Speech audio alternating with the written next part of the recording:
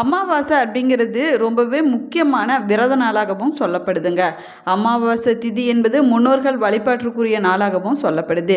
இந்த நாளில் நம்ம முன்னோர்களை வழிபட்டு அவர்களுடைய ஆசிகளை பெற வேணுங்க. இதனால் பித்ரு தோஷம், பித்ரு சாபம் போன்றவை விலகிவிடும் அப்படின்னும் சொல்லப்படுது. அமாவாசை நாள் என்பது நம்ம முன்னோர்களை வழிபடுவதற்கு உரிய நாள் அப்படின்னு நம்ம எல்லோருக்குமே தெரிஞ்ச விஷயந்தாங்க. ஆனால் அதை தவிர இந்த நாளுக்கு வேற என்ன சிறப்புகள் இருக்கிறது? இதை ஏன் முக்கியமான நாளாக நம்ம சொல்கிறோம்? அமாவாசை என்ற நாள் நல்ல நாளா கெட்ட நாளா என்பதை பற்றிய சுவாரஸ்யமான தகவல்களை தெரிஞ்சுக்கலாம். வீடியோவை ஸ்கிப் பண்ணாமல் முழுசாக பாருங்கள். நம்ம சேனலை இப்போ தான் ஃபர்ஸ்ட் டைம் பார்க்குறீங்க அப்படின்னா நம்ம சேனலை இன்னும் சப்ஸ்கிரைப் பண்ணலன்னா சப்ஸ்கிரைப் பண்ணிக்கோங்க. கூடவே இருக்கிற பெல் ஐக்கானையும் ப்ரெஸ் பண்ணிக்கோங்க. உங்களுக்கு ஜோதிட ரீதியாக சந்தேகம் இருந்தாலும் சரிங்க, தனிப்படையாக ஜோதிடம் பார்க்க விரும்பினாலும் சரி, இந்த வீடியோவுக்கு கீழே டிஸ்கிரிப்ஷனில் வராகியம்மன் ஜோதிட நிலையத்தோட தொலைபேசி எண் கொடுத்துருக்கிறேன். இந்த எண்ணுக்கு தொடர்பு கொண்டு பேசி பாருங்கள். உங்கள் வாழ்க்கையில் இருக்கக்கூடிய அனைத்து பிரச்சனைகளுக்கும் சரியான தீர்வு கிடைக்குங்க. வாங்க வீடியோக்குள்ளே போகலாம். நீங்களும் அமாவாசை நாளில் உங்களுடைய முன்னோர்களுக்கு தர்ப்பணம் கொடுத்துருந்தீங்க அப்படின்னா மறக்காமல் கமெண்ட் பாக்ஸில் உங்களுடைய கருத்துக்களை பதிவிடுங்க. அமாவாசை நாள் பார்த்திங்கன்னா சுப காரியங்கள், சுப நிகழ்ச்சிகள் எதுவுமே நடப்பது இல்லைங்க. இது முன்னோர்கள் வழிபாடு மற்றும் தர்ப்பணம் கொடுப்பதற்கு உரிய நாள் என்பதால் இந்த நாளில் எந்த ஒரு சுப காரியங்களும் செய்வது இல்லைங்க. அதுலேயும் குறிப்பாக பார்த்திங்கன்னா தமிழகத்தில் தென்பகுதியில் இது போன்ற நம்பிக்கை இருக்குதுங்க. ஆனால் வடக்கு பகுதியில் இப்படி யாரும் சொல்வது கிடையாதுங்க. நிறைந்த அமாவாசையில் கடை திறப்பது, புதிய வாகனங்களை வாங்குவது, நிலம் பதிவு செய்வது போன்ற புதிய தொடக்கம் மற்றும் பெருக்கத்திற்கு உரிய காரியங்களை செய்வதை வழக்கமாகவே வச்சிருக்கிறாங்க. இப்படி இருவேறு நம்பிக்கைகள் இருக்குதுங்க. பழக்கங்கள் இருப்பதால் அமாவாசை நாள் நல்ல நாளா கெட்ட நாளா என்ற கேள்வி நிறைய பேத்துக்கு எழுந்திருக்குதுங்க. இப்படி அமாவாசை பற்றி பல சந்தேகங்கள், கேள்விகள் இருப்பவங்களுக்கு அமாவாசை விரதம் பற்றி பலரும் அறியாத பல தகவல்களை தெரிஞ்சுக்கலாம் வாங்க. அமாவாசை நாளில் சூரியனும் சந்திரனும் நேர்கோட்டில் வருங்க. அன்றைய நாளில் முன்னோர்கள் பித்ரு லோகத்தில் இருந்து பூமிக்கு வருவதாகவும் சொல்லப்படுதுங்க. பூமிக்கு வந்த நம்முடைய முன்னோர்கள் தலைமுறைகளை சூட்சம முறையில் கண்காணிப்பாங்க. அவர்களது வாரிசுகளை அவங்க தொடங்கக்கூடிய காரியங்களை கரிசனத்தோடு நம்முடைய முன்னோர்கள் பார்ப்பாங்க, ஆசீர்வாதமும் செய்வாங்க அப்படின்னு சொல்லப்படுதுங்க. எனவே பிதுர் தேவதைகள் என்ற முன்னோர்களை வழிபட்டு அவர்களுக்கு மரியாதை செய்து அமாவாசை நாளில் புதிய காரியங்களை நம்ம தொடங்க நிச்சயமாக நல்லதே நடக்குங்க. அன்று நல்ல காரியங்களை செய்வதனால எந்த ஒரு தீங்குமே ஏற்படாது. முன்னோர்கள் பூமிக்கு வரக்கூடிய நாள் என்பதால் அது நல்ல நாளாகவே சொல்லப்படுதுங்க. அமாவாசை நாளில் உலகத்தை இயக்கக்கூடிய சூரியனும் சந்திரனும் ஒரே நேர்கோட்டில் சேர்வதால் ஒரு காந்த சக்தியானது உருவாகுதுங்க. அமாவாசை அன்னைக்கு பிறக்கக்கூடிய குழந்தைகளுடைய மூளை பார்த்திங்கன்னா பிற்காலத்தில் அதீத வேலை செய்யும் அப்படின்னு விஞ்ஞான ரீதியாக நிரூபிக்கப்பட்டிருக்குதுங்க. மேலுமே அமாவாசை அன்னைக்கு விபத்துக்கள் கூடுதலாக ஏற்படுவதாக ரஷ்ய விஞ்ஞானிகள் சொல்லியிருக்கிறாங்க. ஜோதிட ரீதியாக அமாவாசை நாள் நிறைந்த நாள் அப்படின்னும் சொல்லப்படுது. நிறைய பேர் பார்த்திங்கன்னா அமாவாசையில் தான் மோதிரம் செய்து போடுவாங்க. சூரியக்கலையும் சந்திரக்கலையும் சேர்வதால் சுழுமுனை என்னும் நெற்றிக்கண் பலப்படுதுங்க. அதனால் அமாவாசையில் சாஸ்திரிகள் மந்திர ஜபம் ஆரம்பிப்பாங்க. மேலுமே கடலில் நீராடி தங்களுக்கு ஏற்பட்ட தோஷத்தை போக்குவதாகவும் சொல்லப்படுதுங்க. அதே போல் அமாவாசை அன்னைக்கு பார்த்திங்கன்னா ஜீவ சமாதிகள் புதிய உத்வேகத்தை பெறுங்க. அநேக குரு பூஜைகள், அஷ்டான பூஜைகள் அமாவாசை நாளிலாங்க நடத்தப்படுது. அமாவாசை நாளில் நம்ம என்னென்ன செய்ய வேணும், என்னென்ன செய்யக்கூடாதுன்னு பார்க்கலாம் வாங்க. வீடு வாசல் இல்லாத ஏழைகளுக்கு அமாவாசை நாளில் நம்ம அன்னதானம் கொடுக்க வேணுங்க.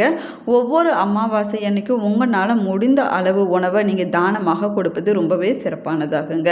மேலுமே பசு, காகம், நாய், பூனை மற்றும் இதர ஜீவராசிகளுக்கு அன்றைய நாளில் அன்னதானம் கொடுப்பது ரொம்பவே சிறப்பானதாகவும் சொல்லப்பட்டிருக்குது. அமாவாசை, பிதுர் தர்ப்பணம் மற்றும் அன்னதானம் ஆகியவற்றை குல தெய்வம் இருக்கக்கூடிய இடத்துல செய்வது ரொம்பவே நல்லதுங்க. முடியாதவங்க உங்களுடைய இஷ்ட தெய்வம் இருக்கக்கூடிய இடத்துல கூட நீங்கள் செய்யலாங்க. இல்லை அதுவும் செய்ய முடியாது அப்படின்னு சொல்லக்கூடியவங்க உங்களுடைய வீட்டிலேயே கூட செய்யலாங்க. அமாவாசை நாளில் நம்ம தலைக்கு எண்ணெய் தேய்க்கக்கூடாதுங்க. புண்ணிய தலங்களில் கடலில் நம்ம நீராட வேணுங்க. இல்லைன்னா நதியில் நம்ம நீராடுவது ரொம்பவே நல்லது. மேலுமே அமாவாசை அன்னைக்கு காலையில் சூரிய உதயத்தின் போது கடலில் எடுக்கப்பட்ட நீரை வீட்டுக்கு கொண்டு வந்து தீர்த்தமாக நம்ம தெளிக்கலாம். அதனால வீட்டில் இருக்கக்கூடிய தோஷங்கள் அனைத்துமே விலகிவிடும் அப்படின்னு சொல்லப்படுது. மேலுமே உற்றார் உறவினர்கள் தொடர்பு இல்லாத ஆவிகள் பார்த்திங்கன்னா மரம், செடி, கொடிகளில் அமாவாசை நாளில் தங்கி மரத்தோட சாரத்தை சாப்பிடுமாங்க. அதனால அமாவாசை அன்னைக்கு மட்டும் மரம், செடி, கொடிகளையோ காய்கறிகளோ புல் பூண்டுகளையோ நம்ம தொடக்கூடாதுங்க.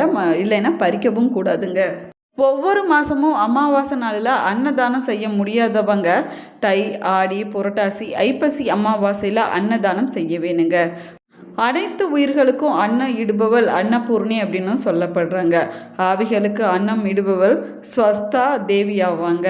நாம் ஆவிகளை நினைத்து கொடுக்கும் அன்னதானத்தை மற்றும் யாகத்தில் போடும் அபூதிகளை ஸ்வஸ்த தேவி தாங்க சம்மந்தப்பட்ட ஆவிகளிடம் சேர்ப்பாங்களாமா.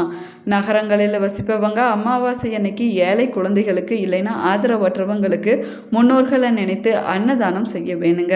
இதர தானங்கள் தருவது அவரவர் வசதியை பொறுத்ததாகுங்க. மேலுமே நீங்கள் கொடுக்கக்கூடிய அன்னதானம் பார்த்தீங்கன்னா கஞ்சியாகவோ சாதமாகவோ இட்லியாவோ கூட இருக்கலாங்க. ஆனால் எள்ளு சட்னி இல்லைன்னா எள் உருண்டை கண்டிப்பாக இருக்கக்கூடாதுங்க.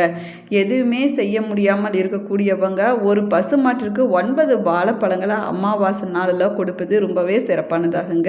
நம்முடைய முன்னோர்கள் ஆத்மா சாந்தி அடைய ஒவ்வொருவரும் இதை செய்வது ரொம்ப ரொம்ப சிறப்பானதாகுங்க. ஐப்பசி மாதத்தில் தீபாவளி நாளில் அமாவாசை என்னும் புனித நாளில் நம்முடைய முன்னோர்களுக்கு தர்ப்பணம் முதலான முன்னோர் வழிபாட்டை செய்ய வேணுங்க. நம்மையும் நம்முடைய குடும்பத்தையும் முன்னுக்கு வர செய்யும் முக்கியமான வழிபாடாகவும் சொல்லப்பட்டிருக்குது. முன்னோர்களை பித்ருக்கள் அப்படின்னு அழைப்பங்க. குடும்பத்தில் மறைந்து போன நம்முடைய முன்னோர்களை தொடர்ந்து வழிபட வேணும் அப்படின்னு சாஸ்திரத்தில் சொல்லப்பட்டிருக்குதுங்க. ஒரு வருஷத்திற்கு மொத்தம் 96 தர்ப்பணங்கள் இருக்குதுங்க. அப்படின்னாலும் இந்த நாளில் மறக்காமல் முன்னோர்களை வணங்கி ஆராதிக்க வேணும் அப்படின்னும் அவர்களுக்கு தர்ப்பணம் முதலான காரியங்களை செய்ய வேணும் அப்படின்னும் சொல்லப்படுதுங்க. மாதம் மாதம் வருகிற அமாவாசை கிரகண காலம் ஒவ்வொரு மாதமும் தமிழ் மாத பிறப்பு புரட்டாசி மகாலயபட்ச 15 நாட்கள் என மொத்தம் 96 தர்ப்பணங்கள் இருக்குதுங்க. இந்த நாளில் மறக்காமல் நம்முடைய முன்னோர்களை நம்ம வணங்க வேணுங்க. அவர்களுக்கு எள்ளும் தண்ணீரும் நம்ம இறைக்க வேணுங்க. முன்னோர்களுடைய படத்திற்கு சந்தனம் குங்குமம் வைத்து பூக்கள் சாத்தி நம்ம வழிபாடு செய்ய வேணும். தீபாராதனை காட்டி அவர்களுக்கு தீபாவளி பட்சணங்களா உணவையும் நெய்வேத்தியமாக செஞ்ச பிரசாதத்தையும் நம்ம வைக்க வேணுங்க. முன்னோர்களை நினைத்து காகத்துக்கு உணவிடுவது ரொம்பவே விசேஷமானதாகுங்க. நம்ம இப்படி செய்வதனால பாவங்கள் அனைத்துமே விலகிவிடும் அப்படின்னும் சொல்லப்படுது. ஐப்பசி மாதம் அமாவாசை தீபாவளி திருநாளாகுங்க. துலா மாதம் எனப்படும் ஐப்பசி மாதத்தின் அமாவாசை நாளில் தீப ஒளி திருநாளில் முன்னோர்களை நம்ம வழிபாடு செய்ய வேணுங்க. அமாவாசை நாளில் செய்யக்கூடிய முன்னோர் வழிபாடு தெய்வ வழிபாடும் அதிக பலனை தரக்கூடியதாகுங்க. ஒவ்வொரு நாளும் ஏதோ ஒரு வகையில் முக்கியத்துவம் வாய்ந்ததாக சொல்லப்படுதுங்க. அமாவாசை, பௌர்ணமி, துவாதசி, ஏகாதசி, திரியோதசி போன்ற திதிகளை இதில் முக்கியமானது அப்படின்னும் சொல்லப்படுது. இதில் அமாவாசை திதி முன்னோர்களை வழிபடுவதற்குரிய திதியாகுங்க. அமாவாசை என்பது பித்ருக்களுக்குரிய நாளாகுங்க. அதுலேயும் குறிப்பாக சனி பகவானை வழிபட வேண்டிய நாள் அப்படின்னு சொல்லப்படுது. இந்து சாஸ்திரப்படி துடைப்பம் என்பது மகாலட்சுமியுடன் தொடர்புடைய ஒரு பொருளாகுங்க. இதனால் அமாவாசை நாளில் துடைப்பத்தை வாங்கினால் மகாலட்சுமியுடைய கோபத்துக்கு ஆளாக வேண்டி இருக்குங்க. இதனால் பண வரவு தடைப்படும், திடீர் ஆரோக்கிய பிரச்சனைகள் ஏற்படுவதற்கு காரணமாக இருக்கும், செலவுகள் அதிகரிக்கும் அப்படின்னும் சொல்லப்படுதுங்க. அமாவாசை மற்றும் பௌர்ணமி போன்ற நாட்கள் பித்ருக்கள் மற்றும் சனி பகவான் வழிபட்டுக்குரிய நாளாகுங்க. அதனால தான் இந்த நாளில் மதுபானங்களை வாங்குவதையோ அருந்துவதையோ தவிர்க்க வேணும் அப்படின்னு சொல்லப்படுது. சனி பகவானுக்குரிய அமாவாசை நாளில் மது அருந்தினா அது எதிர்மறையான ஆற்றல்களை அதிகரிக்க செய்யுங்க. இது நீங்காத துரதிர்ஷ்டத்தை ஏற்படுத்தி விடுங்க. அதே போல் அமாவாசை நாளில் அசைவம் வாங்குவதையும் சாப்பிடுவதையும் அமலங்காலமாகவும் சொல்லப்படுதுங்க.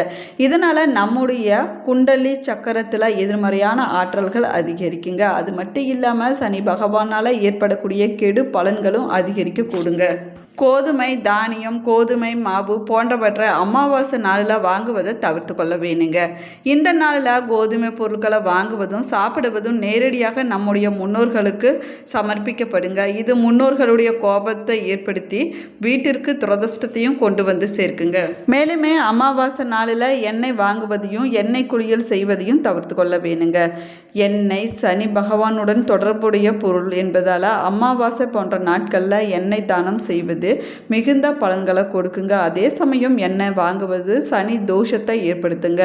நல்லது நடக்க வேணும்னா இந்த நாளில் எண்ணெய் தேய்த்து குளிப்பதை தவிர்த்து கொள்ள வேணுங்க.